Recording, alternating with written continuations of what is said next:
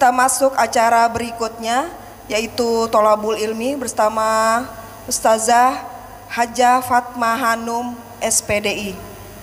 Kepada beliau dengan segala hormat waktu kami persilahkan.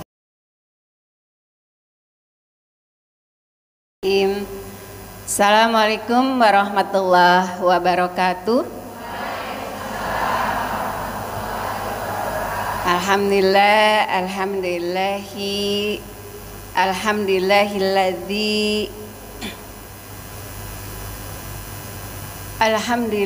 wa kafa, wassalatu wassalamu ala nabiyal mustafa wa ala alihi wa sahbihi ahlul wafa.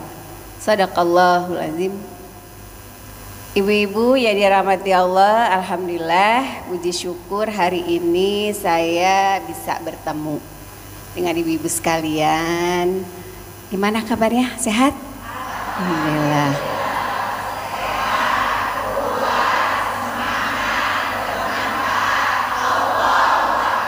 Masya Allah. Sampai bingung saya tuh mujinya, luar biasa semangatnya. Tadi saya ketemu sama Bu RW, ya siapa namanya? Bu Emi ya namanya ya? Bu Emi, Bu RW Emi. Mana nih? Oh ada dua di sini RW-nya. Oh tadi yang saya ketemu Bu Emi. Saya nanya apa rahasianya ibu-ibu di Taman Aster ini semangatnya seperti ini, apa rahasianya? Oh. Ini jujur ya, jujur banget ini mah ya Bu ya. Tapi semua niatnya sama Bu. Ibu yang lain ada sama setuju? Ada yang enggak ya. Alhamdulillahnya setiap kita datang satu majelis taklim atau satu pengajian pasti diawali dengan mengucapkan basmalah. Bu, bismillahirrahmanirrahim. Ancur Bu yang tadi ya, yang tadi itu nggak akan ada ngaruhnya.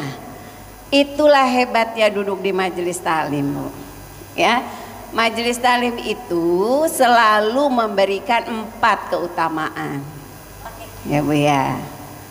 Majma'a qaumun fi baiti min buyutillahi yatluna kitabahu wa yatadarasunahu bainahum illa nazalat alaihimus sakinah wa ghasyiyatuhumur rahmah wa hafathumul malaikah wa dzakarallahu fi man indah. Tuh ya Bu ya. Jadi Nabi Shallallahu Alaihi Wasallam melalui hadis qudsinya mengingatkan ya bahwasanya orang yang berkumpul di masjidku ya, ini hadisnya hadis qudsi ya Bu, maka bahasanya kayak ayat di masjidku ya, lalu yatluna kitabahu, dia belajar membaca Al-Quran. Tadi udah baca alhamdulillah 3 juz, luar biasa. Berapa jam tuh 3 juz? 12 orang satu grup, habis dalam waktu sejam. Keren banget ya. 3 juz loh ya. Itu kira-kira bantu-bantuan gitu nggak? Bantu-bantuan atau bagi-bagi gitu biar cepat? Oh bagi-bagi juga, tapi tetap nilainya mah baca Quran yatluna kitabahu ada nilainya ya. Lalu yang kedua wayatadarasunahu bainahum, saling belajar dengan ayat-ayatnya. Nah ini nih katanya jadi tugas saya katanya Bu. Ibu setuju nggak? Saya yang ngisi gitu, setuju? Setuju ya, jangan protes ya, kan udah setuju nih ya. Maka ya illa nazalat alaihimus, tidaklah diturunkan kepada mereka kecuali 1 nazalat alaihimus sakinah ya. Ini majelis taklim sakinah bukan namanya? Oh bukan, bukan as-sakinah. Nazalat alaihimus sakinah. Sakinah tuh bahasa artinya apa ya? Sakinah, tenang, ya. Nah, orang yang duduk di majelis seperti itu yang pertama dapat ketenangan. Lalu apalagi yang kedua? Wahafathumul malaikah. Kumpulnya ibu-ibu di sini pasti berkumpul banyak malaikat. Nih, kita duduk di sini. Malaikatnya memenuhi ruang-ruang kosong. Jangan salah, gitu ya. Jadi ibu kalau ngumpul arisan nggak bareng malaikat. Ibu kalau ngumpul untuk apa kira-kira? Namanya ini Bu, kongres. Kongres. Tahu nggak kongres? Ada istilah di sini kongres. Ada istilah nggak? Kalau tempat saya mah ada Bu, kongres. Kita kongres. Kongres apa? Kau nggak beres-beres, ya. Habis ngomong ini, besok ngomong ini gitu loh. Itu namanya kongres loh tempat saya bilangnya. Dari mana? Biasa dari kongres gitu. Kau nggak beres-beres tuh. Terus-terusan ya. Nggak ada malaikatnya. Ya, nggak ada malaikat di situ. Tapi kalau di sini di majelis ilmu ini dijanjikan sama Allah apa? Hafathumul malaikah. Apa sih untungnya duduk bareng malaikat? Apa untungnya? Apa? Ada yang tahu? Langsung kasih hadiah. Apa yang utama yang paling ibu inget kalau kumpul bareng malaikat? Apa untungnya? Gitu kan? Apa istimewa? Betul, Bu. Di sini nih di majelis taklim itu ibu doa langsung diijabah, diaminkan sama malaikat, diaminkan. Cuman karena kita suka lupa, ya kalau pas doa bukan amin yang bener gitu.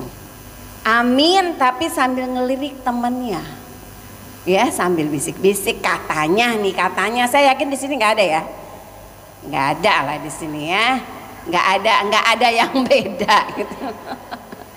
Ya. Iya Bu, yang namanya nih kadang-kadang kan kegoda aja dicolek. Padahal kita pengen bilang aminnya serius.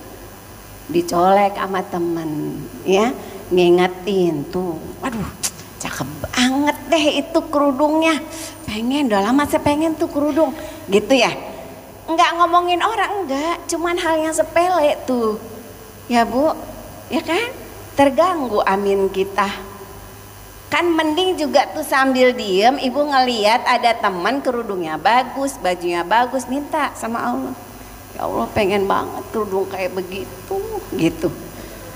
Amin kata malaikat. Jangan salah ya. Karena apa Bu? Niatan doa itu mendahului loh.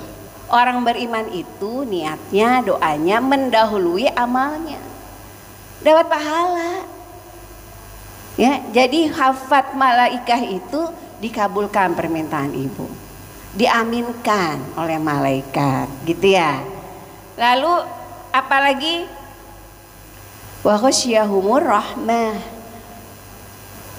diliputi oleh kasih dan sayang. Nah, untuk yang ini erat kaitannya dengan kajian kita ya. Saya dikasih judul meningkatkan iman dan takwa bersama keluarga di bulan Ramadan gitu ya.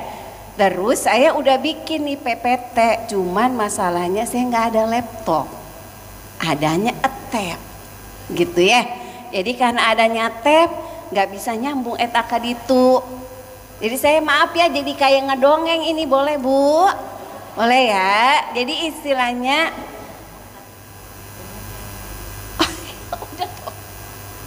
saya ternyata kurang update padahal di belakang ya.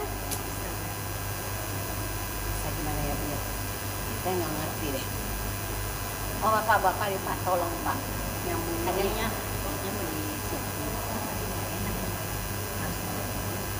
gimana pasal juga atau gimana namanya? Kalau kita Ya udah kalau gitu daripada waktunya habis mikirin teknis ya, lanjut aja ya Bu ya. Nah baik ibu-ibu yang rahmati Allah, ini saya ambil sebuah judul dari tema kita tentang keluarga dan Ramadan adalah apa kabarnya madrasah rumah kita, madrasah keluarga kita. Itu yang ingin saya tanya ya. Boleh ibu nanya? Boleh saya tanya? Nah, berhubung ini nggak bisa jauh nggak nih? Bisa, bisa ya. Nah, kayaknya ibu deh. Ibu bagaimana kabarnya madrasah di rumah ibu? Madrasah keluarga. Baik. Baik. Ada yang lebih mau dijelasin baiknya gimana? Baik aja. Baik aja ya. Saya pengen tanya bagaimana madrasah di rumah ibu? Bu, maaf Bu, ibu bisa jelaskan gimana kabarnya? Madrasah keluarga, Sakinah, mawadah, warahmah. keluarganya sakinah, mawadah, warahmah. Bagus kan Bu? Bagus ya. Terus saya juga mau tanya sama ibu, gimana kalau ibu Bu? Keluarga, madrasah keluarganya. Alhamdulillah anak-anak baik, sehat, mudah-mudahan sakinah, mawadah, warahmah juga, gitu ya Bu ya. Ya. Nah, saya sebenarnya pengen nampilin gitu di sini, bener nggak sih keluarga kita sakinah, mawaddah, warahmah? Dalam arti bukan keluarganya yang saya tanya, madrasahnya. Madrasah tuh apa? Sekolahnya. Ya, ada sekolahan nggak tuh di rumah kita? Ada kan sekolahannya? Ya, muridnya siapa?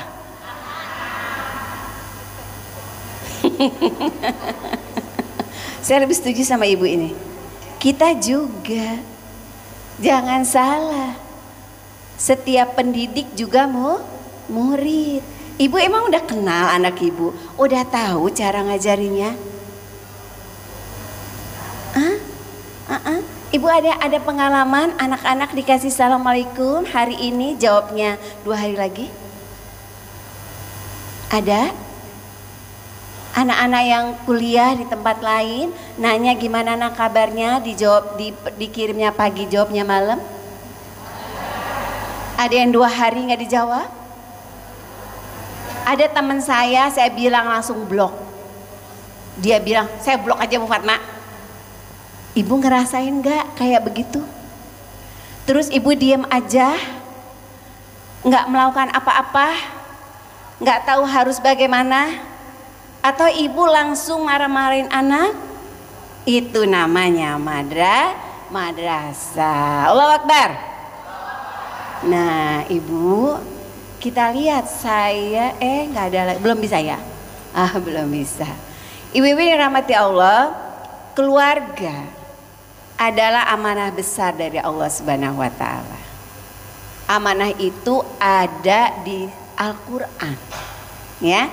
Ada di Al-Quran Bu. Bunyi amanahnya apa? A'udzubillahi minasyaitonirrajim. Bismillahirrahmanirrahim. Ya ayyuhalladzina amanu qu anfusakum wa ahlikum nara. Udah pernah dengar kan? Nah, wahai orang-orang yang beriman, jagalah dirimu dan keluargamu dari api neraka. Itu visi keluarga kita yang harus kita pahami, kita renungi, dalami, pelajari, laksanakan. Allah berpesan seperti itu, jagalah dirimu dan keluargamu dari api neraka. Kenapa pertanyaannya adalah kenapa harus itu pesennya? Kenapa Allah nggak pesen ya pastikan keluargamu masuk ke dalam surga? Mengapa visi terhadap keluarga bukan surga? Itu pertanyaan besarnya. Maka apa Allah mengingatkan kita, jagalah dirimu dan keluargamu dari api neraka. Bukan jagalah atau ajaklah keluargamu, sampaikan mereka semua pastikan masuk ke dalam surga. Kenapa kira-kira? Ada yang tahu? Kenapa nggak tahu? Kenapa bisa nggak tahu? Allah ingetin jangan sampai kena tersentuh api neraka. Bukan Allah pastikan suruh masuk surga. Ada yang mau jawab? Dapat lagi hadiah. Oh gitu ya. Oh tenang aja, tenang, ada hadiah, kata panitia bilang pengurus, ada hadiah. Iya, kenapa Bu?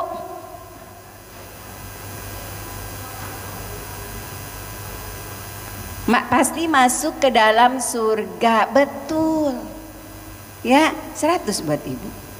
Itu baru satu. Alasan pertama karena umat muslim masuk ke dalam surga. Tapi kenapa perintahnya itu tadi? Jangan sampai tersentuh api neraka.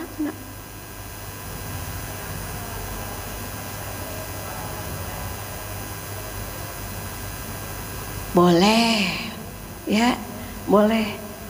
Ada lagi yang mau coba? Ada yang mau coba lagi?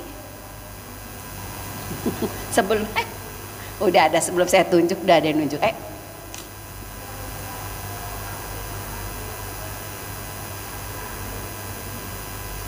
Bisa, cuman kurang pas aja, betul nggak Bu?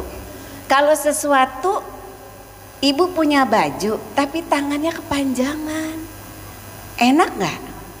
Nah itulah kurang pas aja nih gitu, ya. Maksudnya nyampe maksudnya. Kenapa kira-kira? Kenapa disuruhnya? Iya, emang pastikan bahwa setiap yang mengucapkan kalimat la ilaha illallah, Allah jamin semua masuk ke dalam surganya Allah. Betul ya? Ya. Ibu yakin ya gitu? Setiap yang mengucapkan kalimat la ilaha illallah dijamin surganya. Ibu yakin? Benar. Jadi ada orang nih ngomong gini, yang penting mah Islam. Tuh, karena suka ketemu tuh anak-anak muda kayak gitu, walaupun mereka jabrik, walaupun mereka tatoan gitu ya. Yang penting mah Islam gitu. Setuju? Bingung ya. Saya tanya, siapa yang setuju dengan pernyataan itu? Siapa yang setuju?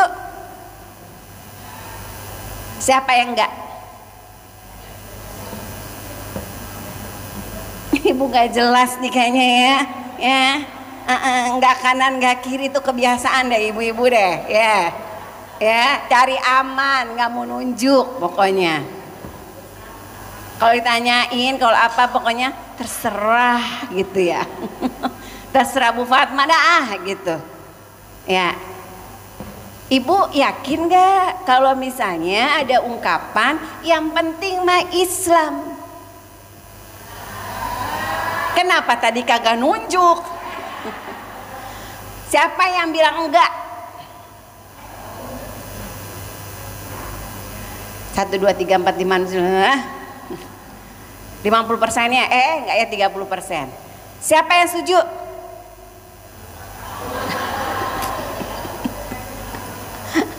%30 sudah punya sikap. 70% nggak jelas sikapnya. Kenapa ibu nggak setuju? Coba saya tanya, kenapa nggak setuju? Kenapa Bu?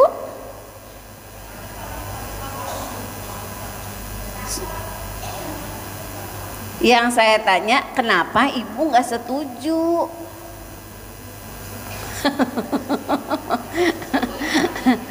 Tadi yang nggak setuju coba, ibu tadi termasuk yang setuju pernyataan tadi, tapi kenapa nggak tunjuk tangan?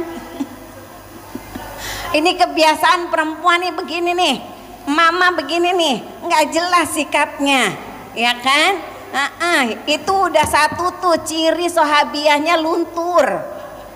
Kenapa? Karena sahabiah semuanya punya sikap yang jelas, ya. Semua harus punya sikap yang jelas. Jadi nanti jangan kalah sama semutnya Nabi Ibrahim alaihi salam. Harus jelas sikapnya. Ya, harus jelas Bu sikapnya tuh. Semut Nabiullah Ibrahim. Ya, yang apinya gedenya luar biasa. Jadi apinya Nabi Ibrahim membakar Nabi Ibrahim itu, kayu bakarnya dikumpulin 3 bulan. Untuk ngebakar Nabiullah Ibrahim alaihissalam 3 bulan dikumpulin tuh kayu bakar. Ya, terus dipanasin sampai gede-gede banget, baru Nabi Ibrahimnya dilemparin ke dalam. Bukan diikat, dilempar karena saking panasnya. Semut, ada semut tuh ya. Semut tuh tiba-tiba dateng bawa air. Ditanyain sama burung, ngapain? Orang aja nggak berani deket. Nabiullah Ibrahim alaihissalam aja dilempar. Untuk masuk semut bawa air seembernya semut. Kira-kira ngaruh kagak? Tapi apa jawaban semut? Ada yang tahu?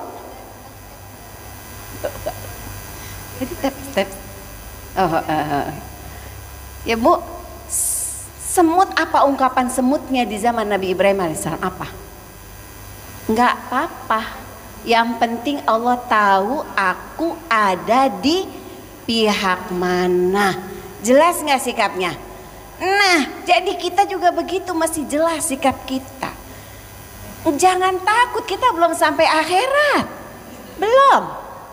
Kalau di akhirat mah nggak bisa. Bahkan ada ulama bilang bisa, masih dirubah, bisa. Akhirat aja bisa.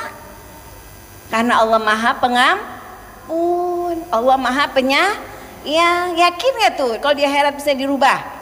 Harus yakin.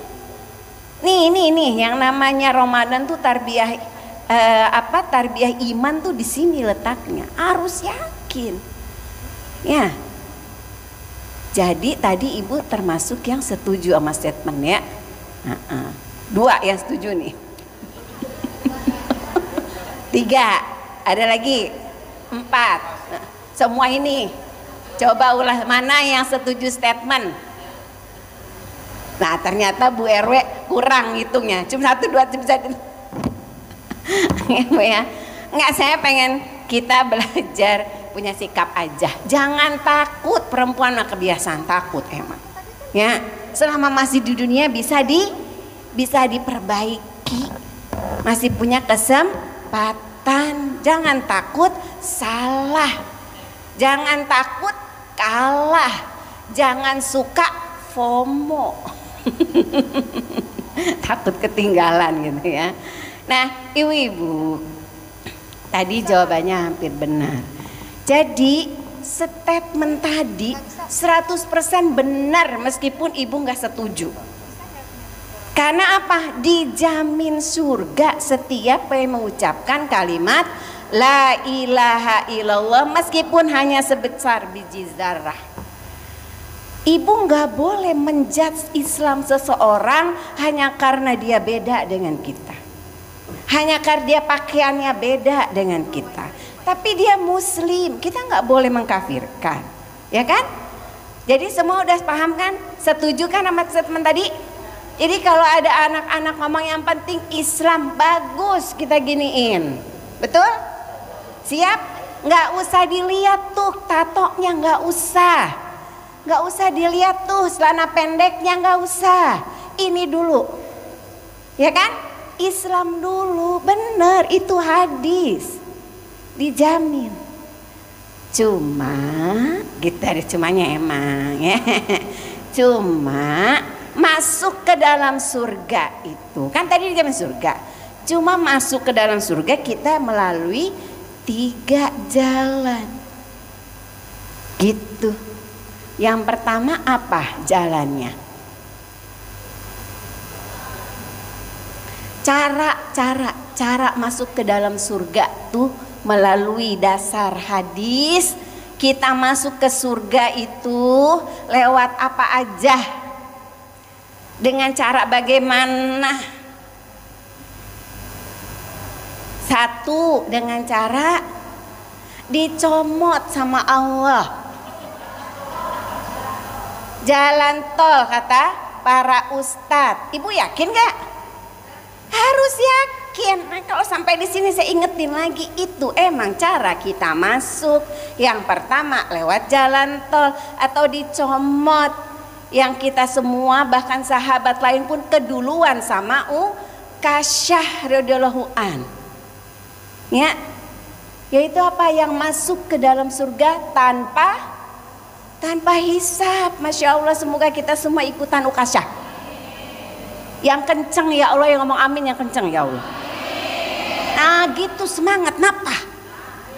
Ini kan di majelis taklim saya bilang semoga kita semua masuk surga sebagaimana Ukasyah. Nah gitu dong. Menilemes bang. Nah, sahurnya apa tadi? Jangan-jangan kebanyakan karbo. Bercanda ya Bu, maaf ya. Itu ya Bu, yang pertama tuh masuk tanpa hisab. Semoga kita bagian dari itu. Siapa yang gak pengen ya nggak Bu? Lalu yang kedua melalui apa? Emang semua nih umat Islam masuk ke dalam hisab? Masuk ke dalam surga tanpa hisab? Enggak, dijamin cuma 70.000 golongan yang bisa masuk dari zaman Nabi Adam sampai zaman Rasulullah Shallallahu Alaihi Wasallam. Bila kita kebagian nggak ya kan gitu mikirnya. Ya, berapa miliar orang itu? Sekarang aja 3 miliar. Dari zaman Nabi Adam tuh berapa nabi? Ya kan? Cuma 70.000. Lalu yang lain masuk lewat apa?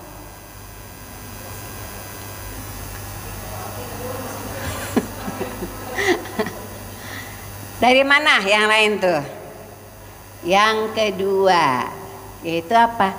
Ada Islam, mukmin, muslim ditimbang. Masuk yaumul mizan. Perjalanannya kan mulai dari yaumul ba'ats dibangkitkan, ya. Lalu masuk kemana dari yaumul ba'ats?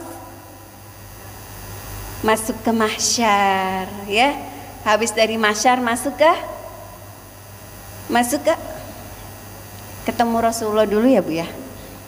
Ya, kan kita minta syafaat dulu sama Nabi ya. Ketemu dulu sama Nabi yang sampai sekarang pun beliau menunggu kita. Bayangkan indahnya ya. Gitu ya Bu ya. Luar biasa ya. Kebayang bagaimana Nabi menunggu kita, menanti saudaranya. Dalam hadis disebut kita adalah saudara beliau. Ya, lagi menunggu. Kita minta syafaatnya. Itu ketemu di Al-Haud yang bernama Al-Kautsar.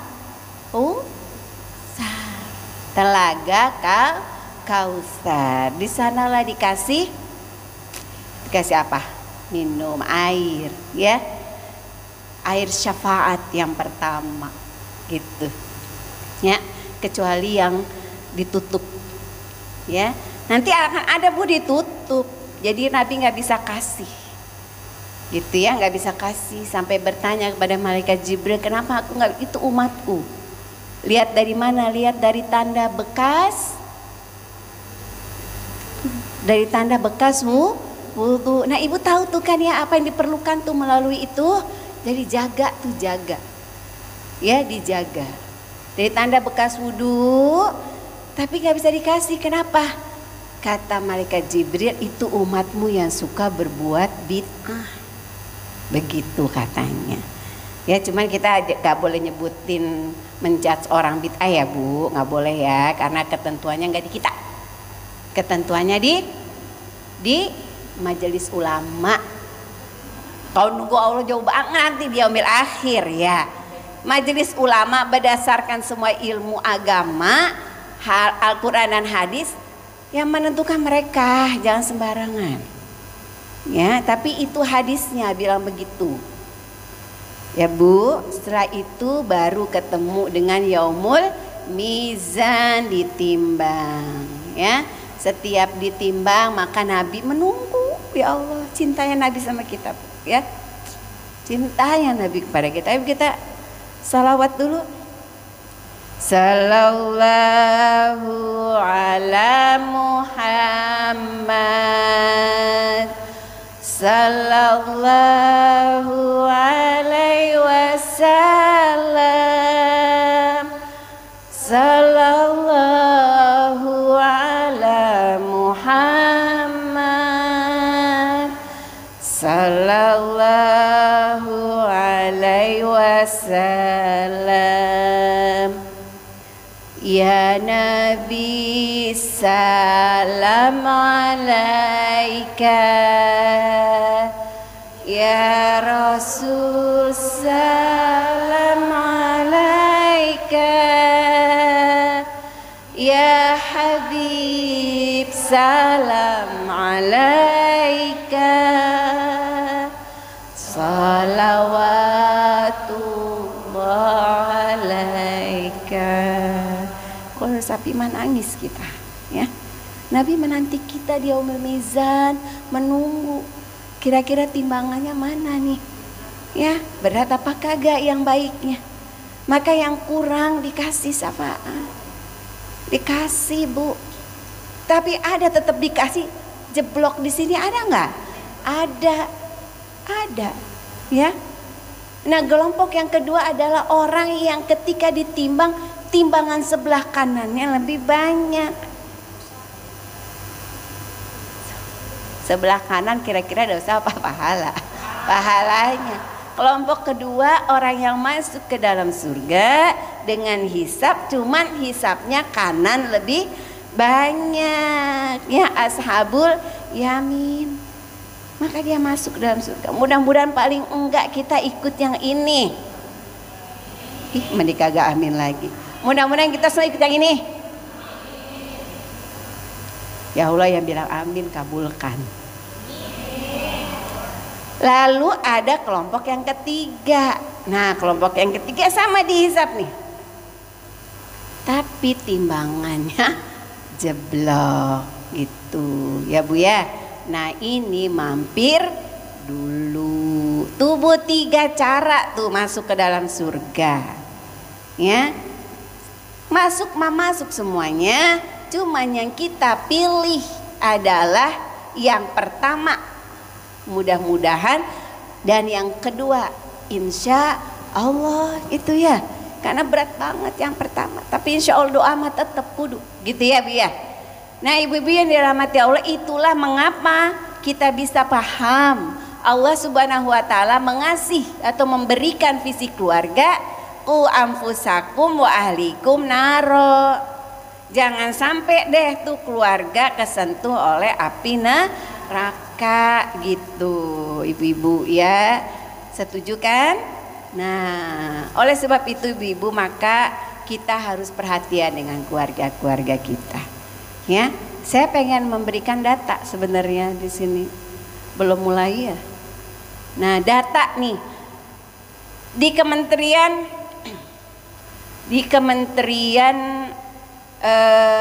Perempuan ya Bu ya, dan Perlindungan Anak ya, itu menunjukkan atau mereka punya tuh, dan Kementerian PMK mereka bekerjasama termasuk juga BKKBN, ada data ya. Datanya yang pertama bahwa angka perceraian kita tuh tinggi ya Bu ya, angka perceraian kita tuh tinggi sekali.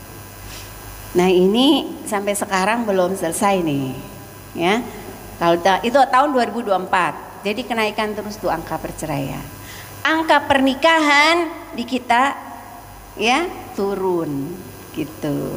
Ini kondisi keluarga, potret keluarga. Kita kan mau bicara soal keluarga ya. Lalu di antara keluarga-keluarga yang ada, ternyata beberapa permasalahan muncul ya. Permasalahan pertama munculnya desakralisasi di keluarga kita.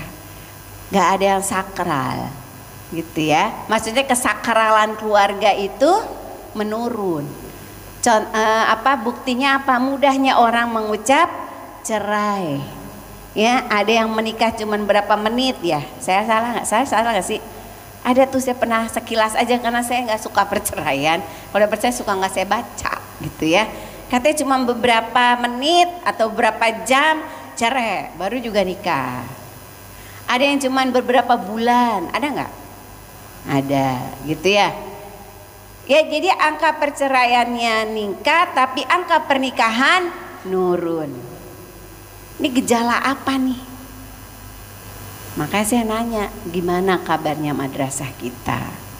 Ya, kenapa? Karena ternyata anak-anak yang sekarang mestinya menikah, gitu ya, masih belum berani menikah. Banyak anak yang merasa menunda-nunda nih, kelompoknya ini kelompok Gen Z kebanyakan tuh, ya mereka banyakan menunda, ya kan? Nah, coba ibu lihat lagi ke keluarga. Adakah anaknya yang menunda-nunda padahal sudah umur gitu, ya kan? Gitu. Yang menunda ya, bukan belum dapat jodoh, bukan gitu ya. Lalu apalagi? Ada angka yang disebut dengan indeks pembangunan keluarga. Indeks pembangunan keluarga kita, bangga kita di Indonesia itu 61 dari 100 nilainya. Kalau bahasa BKKBN ini nandanya Bu, tandanya ini keluarga di kita keluarga yang berkembang.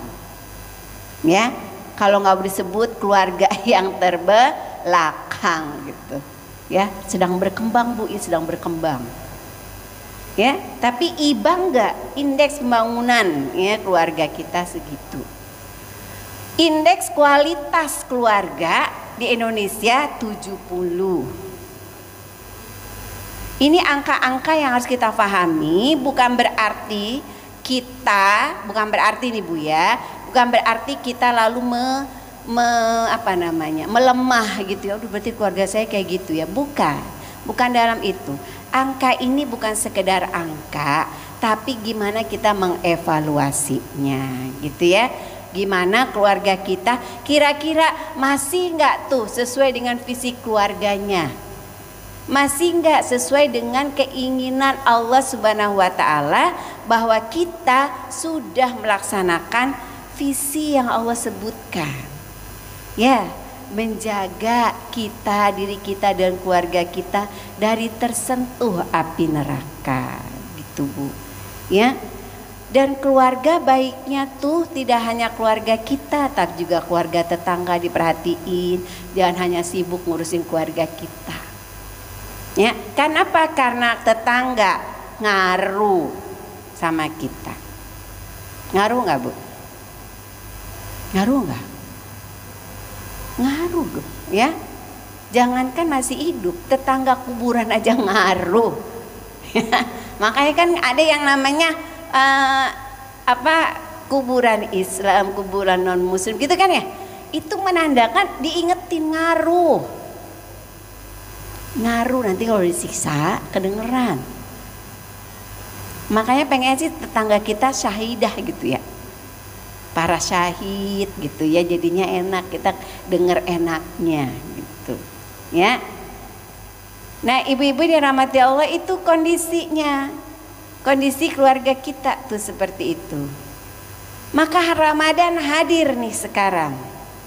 Ramadan hadir untuk menjadi kesempatan, ya Bu ya. Ibu merasa bosan gak sih sama Ramadan? Menit tiap tahun Ramadan terus. Beneran Ibu gak bosan? Nunggu-nunggu gak Ramadan? Gimana cara nunggunya? Bergembira. Ibu udah bersihin rumah? Sawangan masih ada nggak di rumah?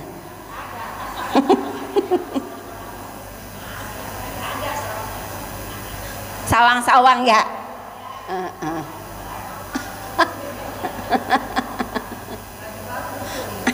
Sawangan nggak dibersihin. Kolong tempat tidur diperiksa. Udah belum? Ada apa? Manfariha ya, itu katanya bukan hadis, cuma satu bukti bahwa kita masih gembira menyambut Ramadan, ya kan? Salah satu bentuk kegembiraan adalah menyiapkan diri, tidak hanya hati tapi juga fisik. Bu, maka budaya nih sekarang suka hilangkan ya, budaya yang perlahan tuh hilang tuh, budaya dulu. Kalau saya di rumah masih, Bu. Jadi kalau misalnya masuk Ramadan udah kolong-kolong tempat tidur itu ya udah dipastiin ganti yang namanya hordeng itu menjelang puasa. Kenapa? Dulu ibu saya begitu, nenek saya begitu, Bu. Jadi kalau udah namanya jelang Ramadan, jangankan hordeng, itu buffet ya Bu ya, turun semua, anaknya suruh nyuci. Saya paling ingat banget suruh cuci piring, padahal tuh nggak kotor menurut kita. Tapi sama ibu suruh piring, karena dia pengen ganti alasnya. Sampai kayak begitu. Ya namanya dia dulu ya Bu ya, miswar zaman dulu begitu kan ya. Kayak gitu Bu. Saking gembira menyambut Ramadan. Ya. Ramadan datang hadir untuk kita. Bulan Allah ini untuk kita. Makanya banyak banget insentifnya. Bu, kalau misalnya diibaratkan kita adalah pekerjanya Allah, hambanya Allah, betul ya? Kita hambanya Allah, diibaratkan seperti itu. Kita ibaratkan dengan kita menjadi pegawai di sebuah perusahaan. Setiap tahun kira-kira perusahaan berapa kali tuh ngasih kesempatan pelatihan, upgrading? Setahun sekali? Lebih biasanya, paling enggak setahun sekali perusahaan ada upgrading. Untuk apa upgrading itu? Ramadan tuh itu Bu, kita di upgrade. Jadi kesempatannya sekarang nih. Yang kemarin-kemarin mungkin agak-agak kumaha gitunya, sebagai hamba kok yang masih suka nolak gitu, terutama nolak di madu gitu. Di upgrade sekarang ya, terus jadi kudu di madu gitu. Ya enggak ada yang paksa Bu, jangan takut gak ada yang paksa ya.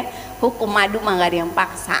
Saya kasih kejelasan lagi, hukum poligami enggak wajib, enggak sunnah, enggak mubah. Kenapa? Tergantung. Tergantung apa? Tergantung gaji suami ya Bu ya. Maksudnya situasi kondisi masing-masing keluarga. Ih bener, saya tuh pernah ketemu salah satu situasi kondisi keluarga adalah hadirnya. Ini jadi kita ngomongin poligami ya.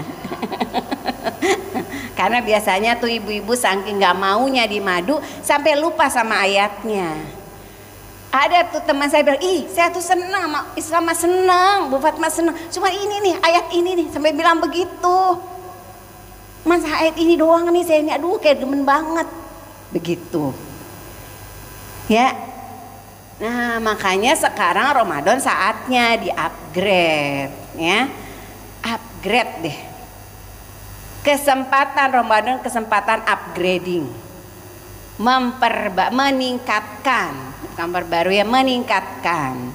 Pertama meningkatkan apa? Meningkatkan kapasitas kita sebagai seorang hamba. Ya, menumbuhkan jiwa hamba dalam diri kita. Kita adalah hamba Allah. Nih sekarang. Penting nggak buat Ramadan? Penting nggak buat keluarga? Banget penting. Kita akan punya banyak ilmu di sini nih. Ya di sini makanya kalau misalnya Ramadan juga disebut dengan updating, bukan hanya upgrading tapi updating, diupdate ilmunya. Ilmu itu kita dapat dua ya Bu, menjadi orang berilmu, menjadi wali Allah itu dua. Ada ilmu melalui sekolah, ada ilmu yang enggak melalui sekolah, ilmu laduni namanya. Ya. Ilmu laduni yang siap kita menjadi hamba Allah tuh, ilmu laduni namanya. Ya, yang dikasih kadang spesifik sama kita. Tiba suami cintanya banget deh sama kita, lengket banget. Itu ilmu laduni. Kenapa? Karena kita doa. Ya Allah, jadikanlah semua masakanku obat pelet. Ibu pernah doa gitu nggak? Nggak pernah. Ih, Ramadan doain. Ibu kalau masak gimana dong? Nggak doain? Itu kesempatan. Kesempatan. Saya mah kasih tahu aja, ini bulan dikabulkan doa teh, ngomong sama Allah. Apa yang nggak dikasih buat orang yang puasanya ikhlas? Ya, kalau kita masih begitu gitu kualitas kita. Ya, kalau kata siapa, Ustazah Halimah Al-Idrus, coba doanya tuh ya, doanya jangan minta melulu yang dunia gitu kan, biar khusyuk gitu ya. Lah kan gak semua bisa kayak gitu. Betul nggak? Ibu bisa kayak gitu? Saya yakin gak semua. Masih ada yang perlu doa-doa kayak tadi tuh. Ya Allah, jadikanlah ini sebagai peletnya suami ke aku, nggak lepas gitu. Ibu pernah nggak doa gitu? Kalah sama saya terus terang saya doain. Kesempatan ya. Terus apalagi nyapuin, doain. Sekali nyapu, sekarang nih doain. Jadikan rumah ini ya Allah rumah yang sakinah, mawadah, warahmah. Sambil nyapu, sambil ngepel. Oh saya lupa, ibu mah nggak nyapu nggak ngepel ya. Juga nggak nyuci ya. Semuanya udah ada yang nyuciin. Nah itu tuh kayaknya perlu sekali-sekali kita yang nyuci, Bu, ambil pahalanya si ART ya. Paling enggak ibu teh setrika tuh pakaian dalam suami. Lah katanya takut ditinggal tuh, kumaha sih nggak digunain. Mas saya heran sama ibu-ibu tuh, takut ditinggal cuman diem aja dan sibuk marah-marah, nggak ada upayanya. Apa emang udah siap? Nah kayak gitu, ini gunain nih, relate, updating, upgrading sebagai hamba, updating sebagai ilmu, orang yang berilmu, update, Bu. Ya, daripada jadi saya lucu ya, karena saya juga ngisi tempat lain, itu kalau misalnya dengerin curhat yang seperti ini kasusnya, ya itu perginya kemana, Bu? Pergi ke orang pinter dia tuh. Ngapain? Cuma dapat air. Buat diminumin ke suaminya. Ya, bayangin kalau airnya itu diminum sama anaknya. Atau yang lain gitu ya. Nah, ibu-ibu jadi itu upgrading dan updating sebagai hamba. Lalu yang selanjutnya apa? Ramadan hadir buat menumbuhkan rasa tanggung jawab. Ya Bu ya, rasa tanggung jawab kita. Untuk apa? Untuk keluarga kita, Bu. Kan tadi kan kita tugasnya menjadikan rumah sebagai madrasah ya. Ya, percaya Ibu setuju nggak dengan konsep saya? Madrasah. Ya, yaitu apa tadi? Jadikan ini untuk kita melakukan perbaikan. Gitu ya. Jadi ya namanya di rumah, kalau misalnya ibu-ibu teh mau punya rencana apa, Ramadan ini nih saatnya. Ya, Ramadan saatnya, Bu, untuk kita melakukan perbaikan-perbaikan. Anak misalnya, menumbuhkan tanggung jawab kita ke anak. Jangan pernah menganggap anak nggak ada masalah. Saya tanya, ibu di rumah anaknya ada masalah? Enggak. Saya yakin kalau yang bilang enggak ngerti. Enggak mungkin manusia enggak punya masalah. Jadi kalau misalnya Bu anaknya happy, senang-senang aja, enggak ada masalah. Enggak, biasa aja anak saya mah. Ketika ibu enggak mengatakan enggak ada masalah, ibu yang bermasalah. Karena ibu enggak tahu.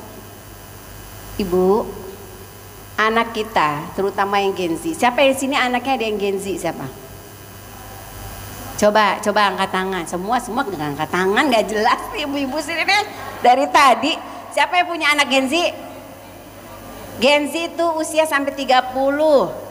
Ya. Dari ya coba siapa berapa orang yang punya anak Gen Z? Semua punya semua ya. Nah, Bu, anak Gen Z itu berat sekarang. Ibu jangan kebanyakan marahnya. Kita ngelihat dia berat. Bangun subuh susah. Ya kan? Mereka tuh kebanyakan nokturno. Apa itu nokturno? Begadang, makhluk malam. Ya kan? Aktif banget di online. Ibu nggak nganggap itu masalah? Masalah kan? Nah itu kita harus cari gimana nih solusinya. Ya kan?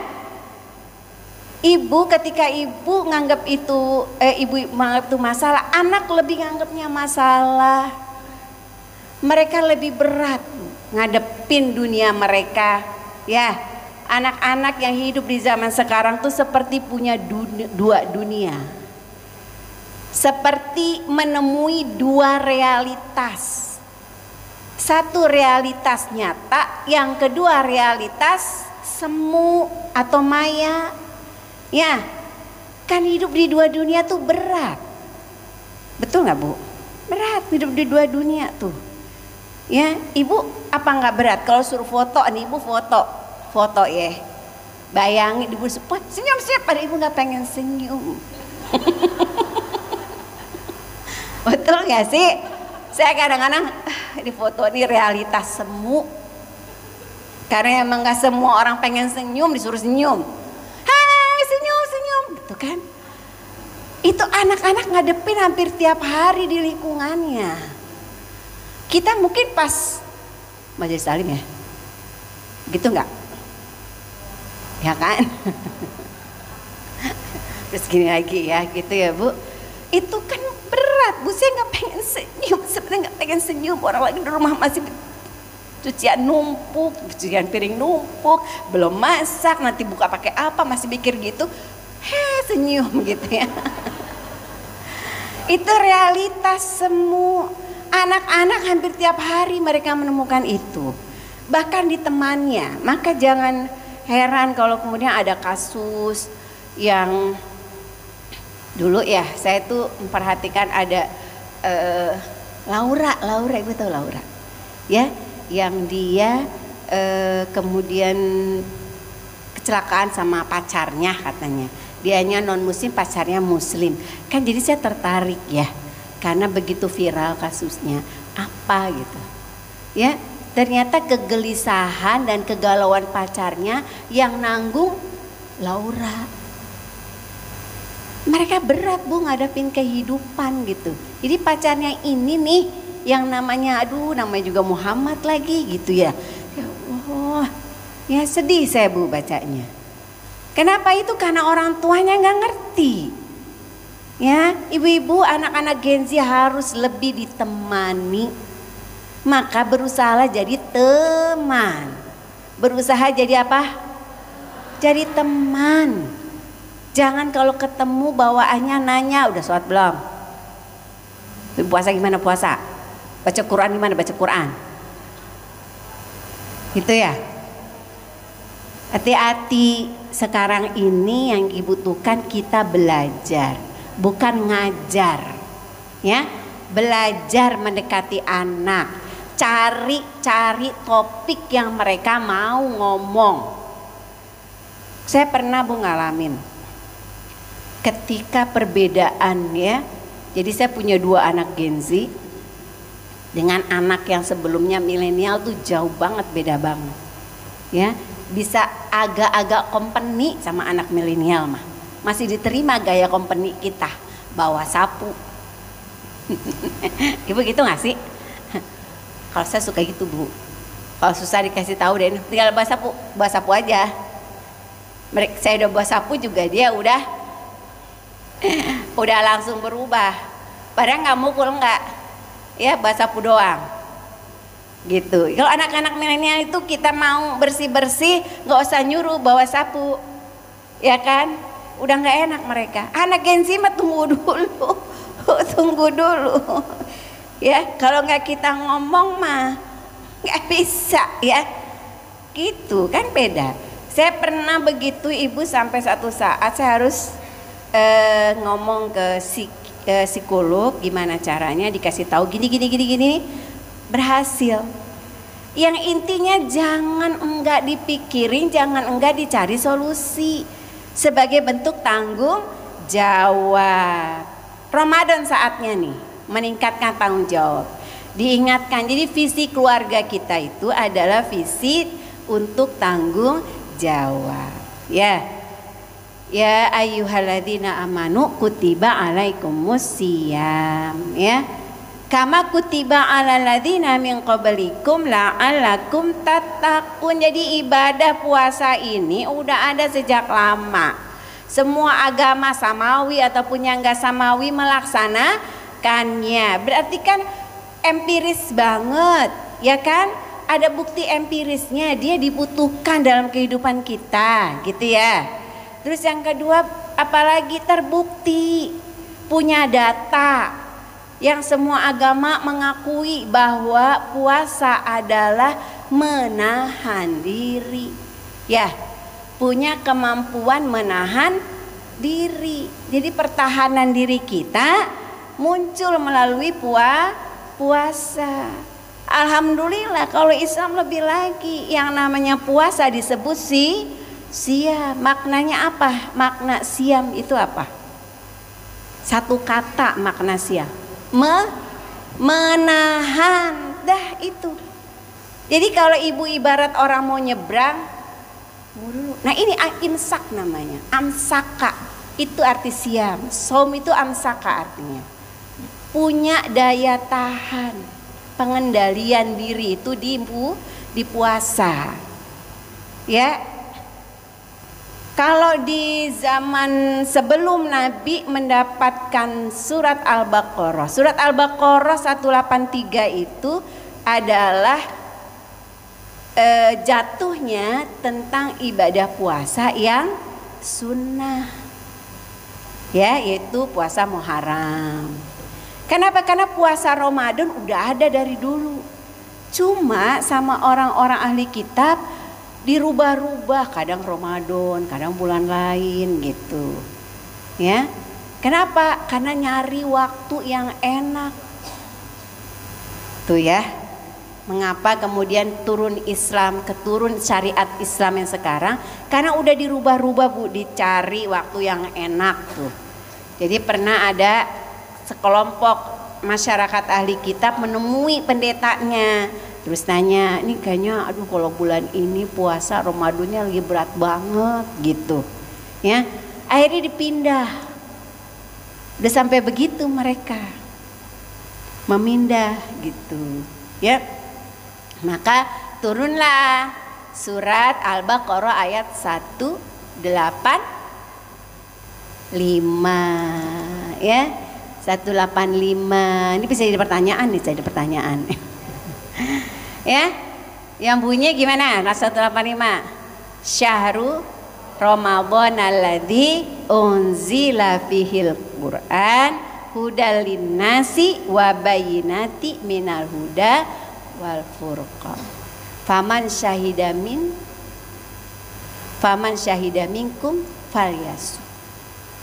Siapa yang hadir menyaksikan itu maka berpuasalah, yaitu bulan Ramadan. Jadi ini yang kalau disebut surat keputusan SK-nya, SK puasa wajib Ramadan adalah Al-Baqarah 185. Syahrul Ramadan, ada Ramadannya. Terus ada kalimat siapa yang bertemu di saat itu maka berpuasalah, ya. Menumbuhkan tanggung jawab. Puasa adalah tanggung jawab. Ya Bu ya, puasa adalah amanah. As-saumu wal amanah. Saum itu adalah amanah, ya. Maka jangan sembarangan membukanya kalau nggak ada sebab. Kalau dibuka tanpa sebab nggak bisa dibayar. Ingat, sebentar lagi beli baju lebaran. Hati-hati ya, kalau ibu pergi ke mall, ibu pergi ke Tanah Abang, Jangan ada niatan buka di tengah rumahnya abang-abang gitu. Ya. Hati-hati ya Bu. Kenapa? Karena nggak bakalan bisa diganti. Kakinya doang kelihatan ya. Itu ya Bu. Yang namanya kita ruksoh itu pakai apa? Pakai alasan.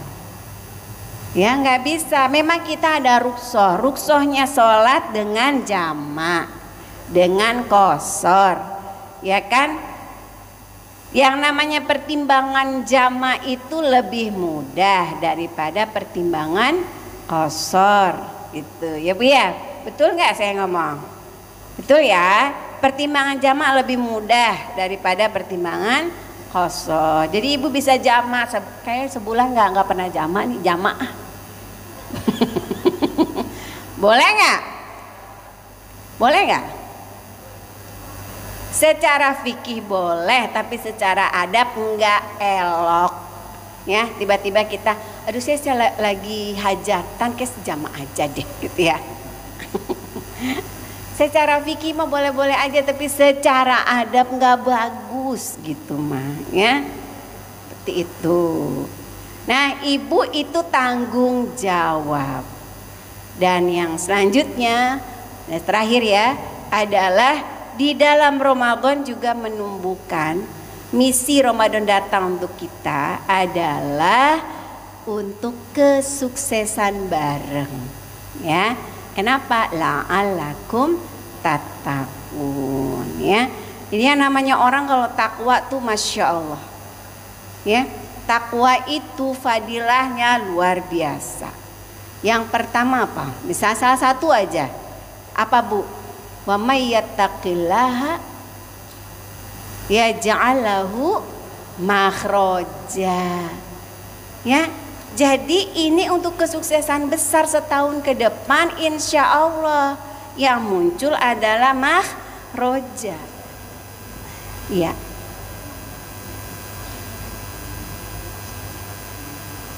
Oh iya, ya ibu-ibu ya, itu makhraja. Apalagi Mama yattaqillaha, siapa yang bertakwa maka dijanjikan sama Allah mendapatkan rizki yang tidak disangka-sangka. Jalan keluar dapat rizki, dapat, aduh itu namanya orang bertakwa ya. Ibu jalan keluarkan solusi gitu. Ya ibu pernah nggak menemukan itu sebagai tanda bahwa kita orang bertakwa? Pernah nggak? Pernah nggak ibu merasa, oh ya tiba-tiba saya dapat solusi itu? Ada jalan keluarnya. Pernah nggak? Apa? Coba satu. Apa Bu? Ada yang mau berbagi kisahnya? Malu. Malu katanya. Malu apa ya? Yang kecil-kecil, tapi kita lupa tuh mensyukuri. Apa contohnya? Yang sering ibu kalau nyari apa-apa susah apa? Nyari benda tuh susah banget nemunya. Sering lupa. Kunci, ya kan? Ya Allah di mana ya Allah? Tiba-tiba ketemu. Ibu bersyukur nggak? Alhamdulillah. Nah itu makhroja, nggak usah mikir yang jauh-jauh. Itu makhroja. Ya, ada lagi apa lagi? Gunting kuku. Pengen gunting kuku nih hari Jumat. Kan kita suka lupa naronya. Nggak semua kita tuh orangnya primpen gitu kata orang Jawa. Tahu manage, emang harus dilatih sih ya, di manage gitu. Tahu-tahu ketemu, aduh mana sih buka laci? Di sini. Ya kan, sering gitu nggak Bu? Nah itu dapet tuh ciri orang bertakwa. Makhroja dapet. Wa yarzuqhu, rezeki. Ya, ibu yang kebanjiran sini ada? Di mana-mana kebanjiran ibu enggak? Ya kan?